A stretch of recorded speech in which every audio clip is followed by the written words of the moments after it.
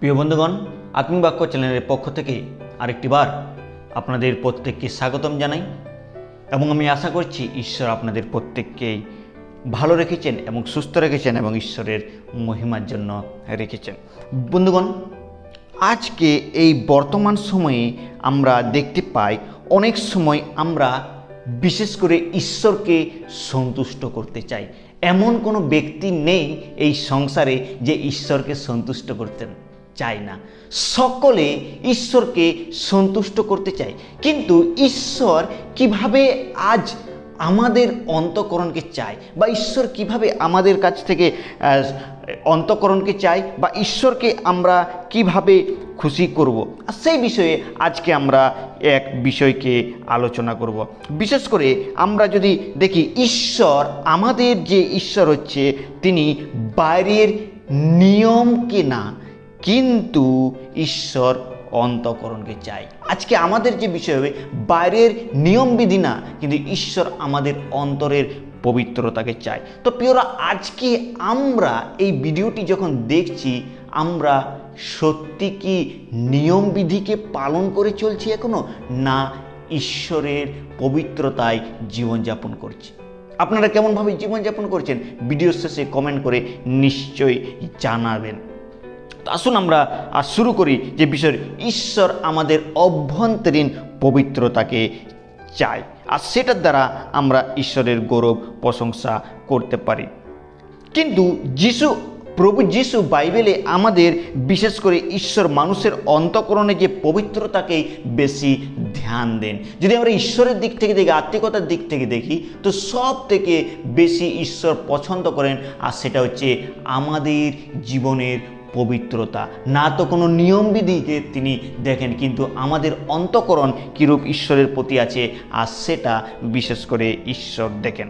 তো আসুন আজকে আমরা বাইবেল থেকে এরকম একটা অংশ দেখে নেব, যেটা প্রভু যিশু শিক্ষা দেন, যে সুচিতা, পবিত্রতা এবং জাগতিক নিয়ম সম্বন্ধে তিনি শিক্ষাকে দেন। আর সেটা আমরা পাবো মথি লিখিত সুসমাচার তার 15 অধ্যায় 1 থেকে 20 পদের মধ্যে। আর এই কাঠামোটাকে আমরা দেখে নেব খুব সুন্দরভাবে 1 থেকে 20 পদ পর্যন্ত।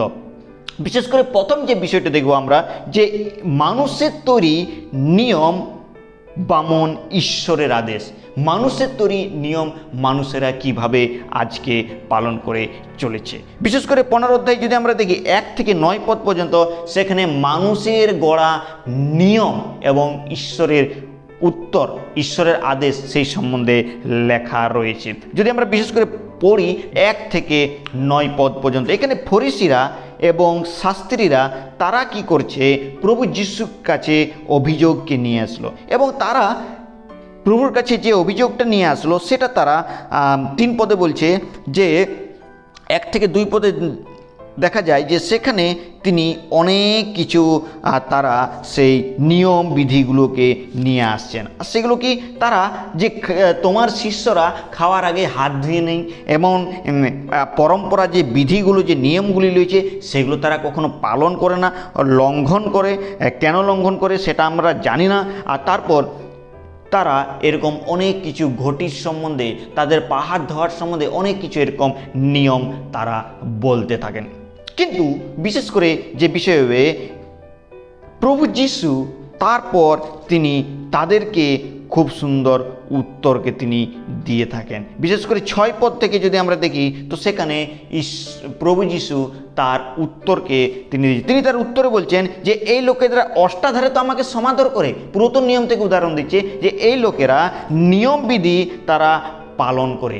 আর নিয়মবিধিটা কেমন? সেই নিয়মবিধিটা হচ্ছে যে আমাদের আশেপাশে অনেক মানুষ এখনো পর্যন্ত এরকম নিয়মের দ্বারা, বিধির দ্বারা অনেক সময় ঈশ্বরকে পেতে চায়। কিন্তু প্রিয় বন্ধুগণ, পবিত্র শাস্ত্র বাইবেল বলে, এবং একইরূপভাবে ঈশ্বর প্রভু যিশু তিনি শিক্ষা দিয়েছেন যে ঈশ্বর আমাদের অন্তঃকরণের পবিত্রতাকে, আমরা নিয়ম বিধিকে চাই না। অনেক সময় মানুষ নানা প্রকারের, বিশেষ করে খ্রিস্ট বিশ্বাসীরাও আজ জগতের সাংসারিক মানুষের নিয়মকে তারা মণ্ডলীতে নিয়ে আসছে।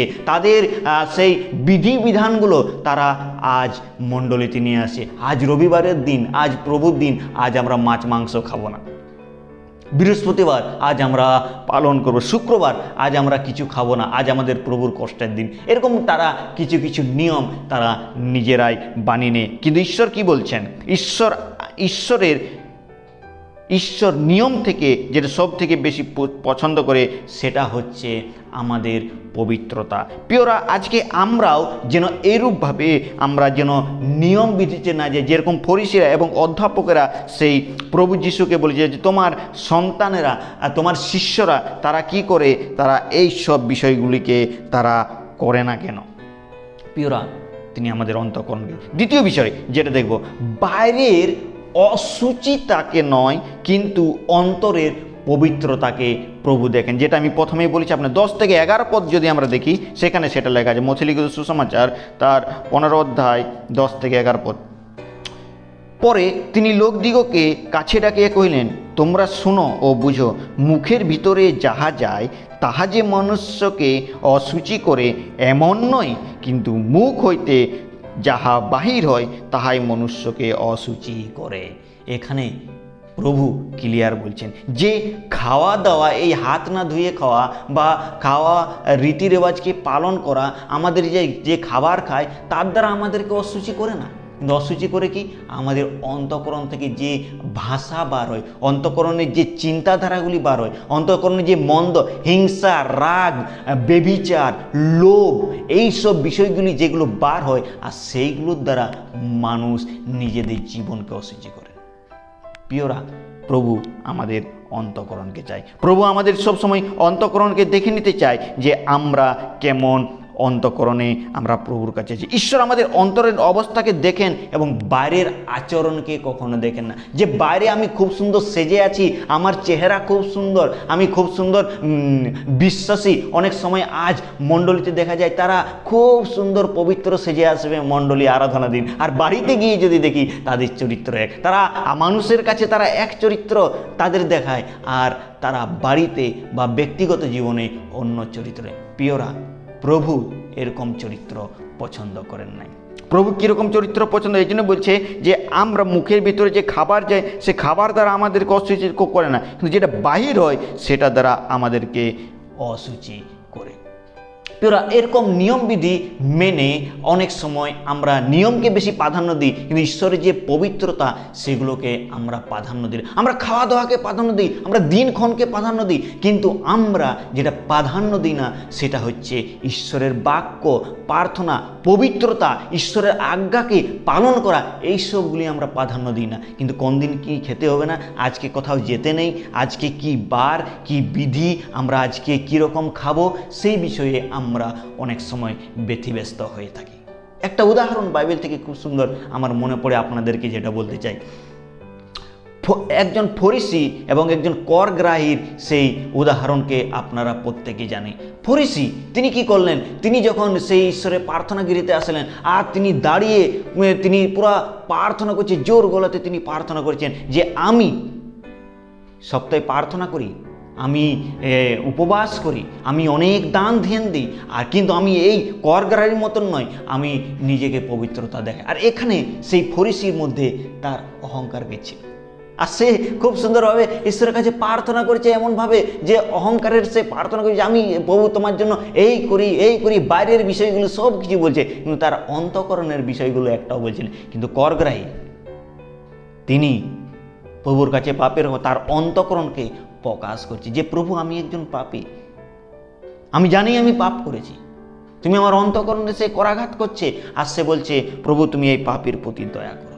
প্রিয়রা, আজকে আমরা সেই করগ্রাহীর মতো হতে চাই না, আজকে আমরা সেই ফরিসির মতো হয়ে চাই। আমি প্রভু তোমার জন্য আজ এটা করেছি, প্রভু আমি তোমার জন্য আজকে এই খাইনি, প্রভু তোমার জন্য আমি আজকে উপবাস করেছি, আর এই সবগুলি বিষয় আমরা বলতে থাকি, কিন্তু কখনো আমরা সত্য অন্তঃকরণ নিয়ে, পবিত্রতা নিয়ে, আর মন ফিরানো সেই হৃদয় নিয়ে, সেই নম্র হৃদয় নিয়ে প্রভুর কাছে আসিনি। কিন্তু প্রিয়রা, আমাদের ঈশ্বরের বাক্য এখানে শেখাচ্ছে যেন আমরাও সেই পবিত্রতা জীবনযাপনকে নিয়ে আসি।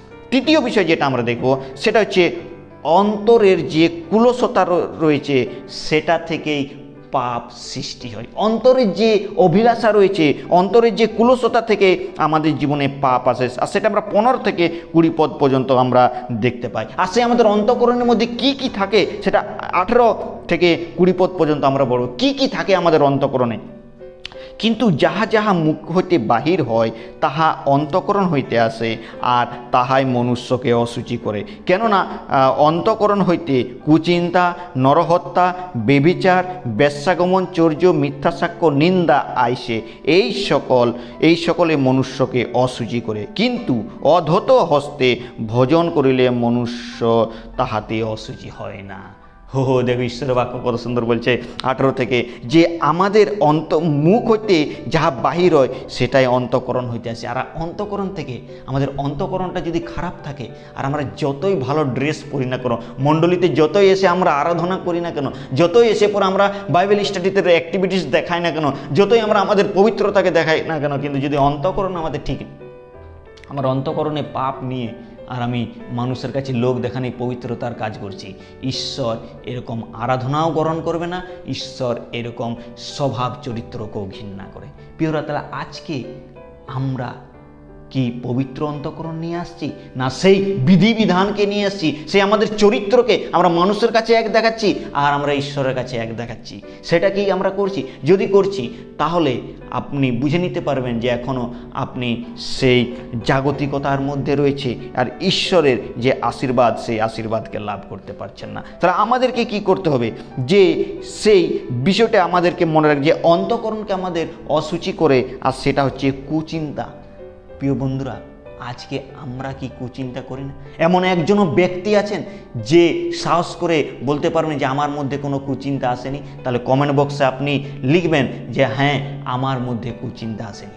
আর যদি প্রত্যেকের মধ্যে আসে কুচিন্তা, আর তাও লিখবেন হ্যাঁ, আমার মধ্যে কুচিন্তা আসে। আর নরহত্যা, তারপর রয়েছে বেবিচার, বেশ্যাগমন, চুরি, মিথ্যা সাক্ষ্য, নিন্দা, এইসব আমাদের চরিত্রের মধ্যে ঢুকে রয়েছে, অন্তঃকরণের মধ্যে রয়েছে।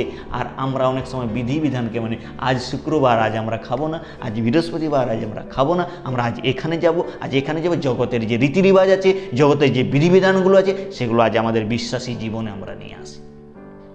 আর যদি এগুলো আমরা করি তাহলে সেই 20 পদে তার উত্তর খুব সুন্দর বলেছে, যে সকল মনুষ্যকে অশুচি করে কিন্তু অধত হস্তে, এই সকলেই মনুষ্যকে অশুচি করে। প্রিয়, আজকে আসুন আমরাও এই ছোট্ট চিন্তাধারা করি, যেন আমরাও এইসব বিষয়গুলোকে ছেড়ে যেন আমরা নিজেদের জীবনে আমরা যেন ঈশ্বরের সেই পবিত্রতাকে নিয়ে আসতে পারি। আজকে আমাদের শিক্ষণীয় বিষয় কী কী হবে?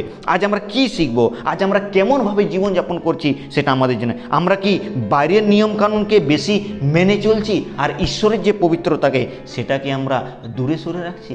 তাহলে আমাদের পরিবর্তনের প্রয়োজন। আমাদের অন্তঃকরণে কি ঈর্ষা রয়েছে, কি রাগ রয়েছে, কি অহংকার রয়েছে, কি পরচর্চা রয়েছে, কি কুচিন্তা রয়েছে?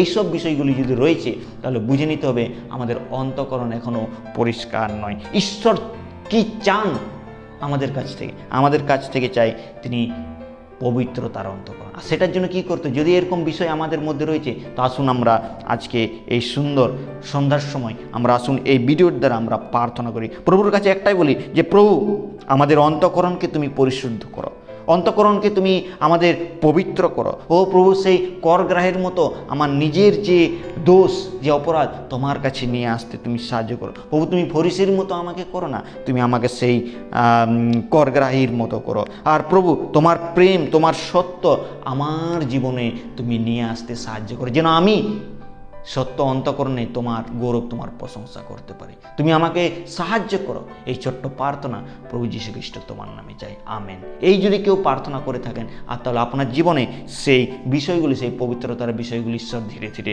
দিয়ে রাখবেন, আর ঈশ্বর আপনাকে আরও প্রচুর পরিমাণে আশীর্বাদ করে। এই ছোট্ট চিন্তাধারা দ্বারা ঈশ্বর আপনাদের প্রত্যেককে আশীর্বাদ করুন। আরেকটি বার আপনাদের প্রত্যেককে জয় যীশু।